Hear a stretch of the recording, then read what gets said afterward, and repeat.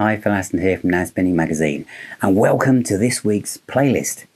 And last week was 1973, and this week I'm just nudging forwards a few years to 1978.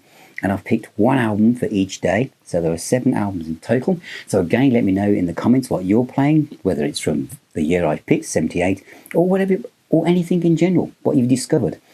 Next week's playlist will probably cover some more contemporary stuff as well. But for this one, I've landed in 1978 and I've picked albums that I wanted to play. Not the ones that are most famous, so I know I'm going to miss out some obvious ones. But this is just what I was thinking. This is going to motivate me for the next few days. This is the kind of mood I'm going to put myself in. And these are some of these things are just things I think you might enjoy as well. So first up was some rock and roll. AC/DC Powerage 1978. You've seen my video, I hope you have, when I covered Let There Be Rock. I'll put the link down somewhere below. And I got into AC/DC when that came out, but it had been out for a while, and I'd only just got my friends into it, as you've seen the video, when we all loaded ourselves into a car and danced on my mate's roof, listening to A Whole Lot of Rosie. And this seemed to appear almost immediately. I bought it straight away, £2.25 from Virgin Records. I got home, it's a very sparse thing, just a picture of the band, track titles, and that was it. And I just got it home. I was going to go out with my mates that night, and I just put it down, and Gimme a Bullet to Bite On was the first track, which of course on the CD is different. The CD was Rock and Roll Damnation because of the single that was coming out, but Gimme a Bullet to Bite On didn't have a solo really from Angus, but I loved the rhythm. But the next track, Down Payment Blues, nearly 6 minutes. This was a typical Angus Young guitar solo where the guitar solo starts, the first note of the guitar solo is on the root note of the song, and it just starts there, before it moves into that thing when it sounds like notes falling down a staircase, down a waterfall, and he just wrenches them out of his SG. There's a lot of almost Paul Kossoff tremolo effect. I've always thought of this with Angus Young. And it's just the best song, Down Payment Blues. It's one of my favourite AC/DC songs to this day. It is just perfect, a simulation of what AC/DC are all about. It really, really is. Gone Shooting was next, and then Riff Raff, which is really interesting because of the way the dynamic of the riff starts and the drums and bass sound as if they're out of kilter, not quite together, and then it slowly moves in tune with itself. But the side where I played the most was 2. And it was Sin City, great riff, still sounds fantastic, Up to My Neck in You, Once Next to the Moon. Cold Hearted Man, there was a kind of feeling that they left that rawness for Let There Be Rock. And the song that felt like it could have easily been an outtake, a bit like I've Got the Fire by Montrose, could have easily been on the first Montrose album, bear with me, was Kicked in the Teeth, which had that kind of Let There Be Rock feel to it, especially the way it starts with that. And it has probably has the most aggressive, violent, simplest riff over a root, bass and 4/4 drum pattern. So Kicked in the Teeth is my favourite track off this album. It's the one I played the most. But I would say of all the AC/DC albums, this is still my favourite. I have them all. And this is no doubt sits at the top of the AC/DC output for me. The CD version has Rock and Roll Damnation, which was a single, which kind of fits in, I guess, but it's weird that they kind of put Gimme a Bullet, the third track, in on the CD. The vinyl flow just feels a better flow. The second album from my 1978 period is Paul Stanley. From that time in 1978, when every member of Kiss released their solo album on the same day, which was a bit of marketing genius, but the execution was a disaster, as obviously all the fans hadn't got the money to go and buy them all, so lots of them were returned and ended up like this one did in newsagents in the UK, just in racks with cutouts, and for literally next to nothing, 99p. They were available everywhere. And I say, in newsagents, shops that didn't sell records, it just seemed to have loads of these to sell. And someone said to me, because I wasn't into Kiss like I am now. And so you want to buy the Paul Stanley solo? Oh, I don't know. But it did look cool, I have to say. So I did buy it, and this comes with a poster of Mr. Stanley inside as well, which I'm not going to open out because it will be too hard to do. But there's some songs on here, like Tonight You Belong to Me, which was in his solo set for years, Move On, Ain't Quite Right, Wouldn't You Like to Know Me, Take Me Away Together as One, It's All Right, Hold Me, Touch Me, Loving Chains and Goodbye. It's brilliant. It's a great rock album. I bought it on the remastered CD when it came out. I love Paul Stanley anyway. I got into Kiss via his autobiography. I think it shows a side of him that many of you who dismiss Kiss won't be aware of. But he really is a fantastic vocalist and songwriter. And out of all of them, I know some people say Ace Frehley's was the best solo album, but to me, it was this one. And I'm really going to enjoy playing it this week because I haven't played it for a while. For my third album from 1978, I am going a little more gentle.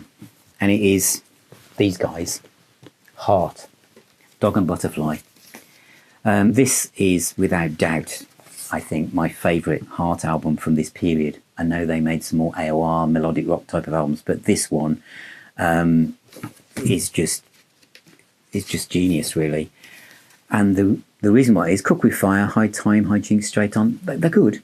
As I said, it's probably my favourite Heart album, but side 2, Butterfly, Dog and Butterfly, Lighter Touch, and then Nada One and Mistral Wind.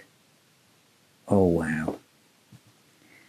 The coupling of those two songs, and especially Mistral Wind, which conjures up the spirit of Led Zeppelin so easily in its kind of ambience. But the vocals are kind of sang on the side of a mountain, and the guitars and the drums, everything is spaced out and just wonderful. That it's just perfect. Perfect. I think this one will be played quite a lot. I really do. The next one is an album that everyone should hear and many of you should have in your homes. And it is 1994. This is available as a Rock Candy Records remaster CD, okay, which I have out of shot. And this is the vinyl version. Came with a little tiny picture of the band, and the inner sleeve was just like a picture of a hi-fi being taken apart. I bought it from HMV in a sale. I think it was £1, 99p. Never heard of them. I didn't know who Karen Lawrence was or any of the band. Brad Whitford, and I knew about him from Aerosmith, and it was produced by Jack Douglas, and I knew about him because he produced a lot of rock music. This is one of those albums that should have been massive, and I think if that picture had taken up the whole of the sleeve and there'd been different pictures of them on the back, it would have sold. But how unexciting is that? Call themselves 1994 as well meant it was difficult for the most shop reps to know where to put it. Is it under N or A or? But it is a work of complete genius. This is once again the guitar riffs, the guitar tone, the reverb that Jack Douglas puts on it. There's a Zeppelin-esque aspect to it. Karen Lawrence is a beautiful vocalist. Her voice is just full of angst. The melodies, the harmonies, the arrangements, the song structures. It's exciting, it's different, it's unexpected. And you've got Shoot to Thrill, Sing to Me, Helenia. Each song is different but connected. They should have been massive. One of the great debut rock albums. What was coming in the 80s, they were ready, they were primed, and it didn't happen. Bring It Home, again, a wonderful build of the vocals, and there weren't many female-fronted rock bands at this point. And, they weren't exploiting that at all, obviously, but they could have had a bigger picture of just the band. And they didn't need to. She fits in so well. I think I first really became aware of her after this was on. She plays on that song off Flash from Jeff Beck, doesn't she? But Radio Zone, Hit the Hard Way, it's a great track. Read Up and Anastasia. It really is a fantastic album. As I say, you can buy the CD on Rock Candy Records, and you should. There's some live stuff on that which the recording quality isn't quite up there really, but this on A&M Records should have been massive. I mean, let me know if you're watching this and think, I remember them. Let me know what you think of 1994. They made another album afterwards which was a bit more kind of, they left this template behind. Obviously this didn't sell, and what happens to a lot of bands is they make a classic album but they lose their nerve in doing something similar again, and they turn the dial too far the other direction, so the people who bought this thinking, wow, I can't wait for the next one, go, oh. And they kind of did that, and they became a bit more pop orientated. But this is a solid rock, hard rock AOR album. Great vocals, great guitars, great solos, great instrumental aspects to it. Just perfect. Next is Eddie Money, and this is Life for the Taking. And there's a song on here called Call on Me. And I just want to mention Jimmy Lyon, the guitarist. His guitar sound, the guitar solo on Call on Me, last track side 2, is just gut-wrenchingly, beautifully dramatic, and I can't think of enough words to describe it. It's in your face. It's like the amp is right in front of you. This is, I think Eddie Money was an ex-New York police cop. And I love Eddie Money. I've got all his albums. But this period when he had Jimmy on guitar is just absolutely amazing. Absolutely amazing. And if you're not sure where to start, listen to Call on Me. It's a ballad, and it's fantastic, and it's, as I say, it's so emotive in the way the lyrics. We all can imagine what it's like to want someone to call you. Someone's in pain or needs help, and the way he portrays this in the words, and the way that Jimmy Lyons puts his guitar notes to match that, it's like something Free might have done. It's American. It's got different production, but it's that kind of feel to me. So I'm playing that. I'm then going into the world of pomp rock, as we used to call it in the UK. Pomp rock, Run to the Hills, was I think Jeff Barton's phrase. And the album that appeared in the heavy metal charts in 1978 in Sounds Every Week, we kept seeing this band called Styx. Who the hell was Styx? Didn't know who they were.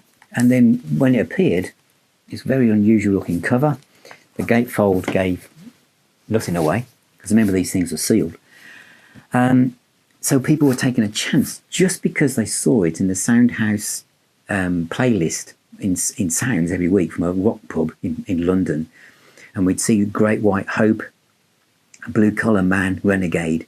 We kept seeing it all the time in the heavy metal charts. And so many of us, including me, bought it without hearing a note.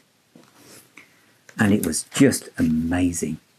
It is, to me, I think, there are other albums that have massive Styx moments.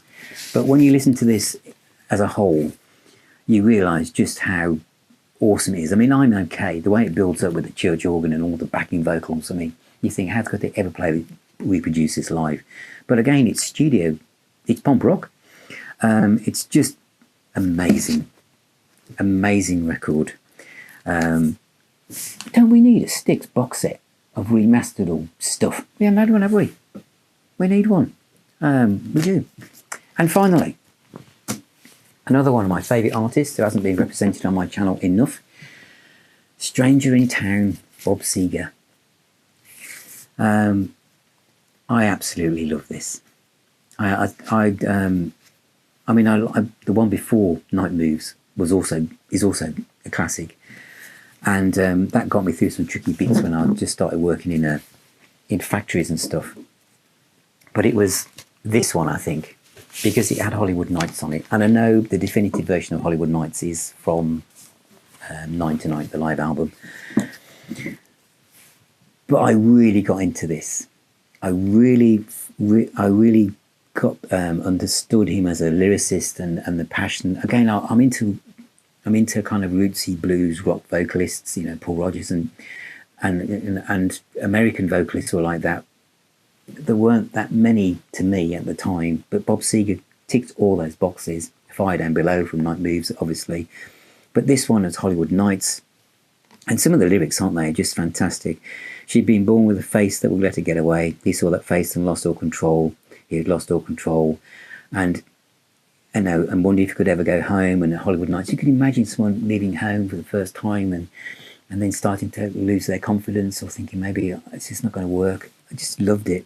And still the same.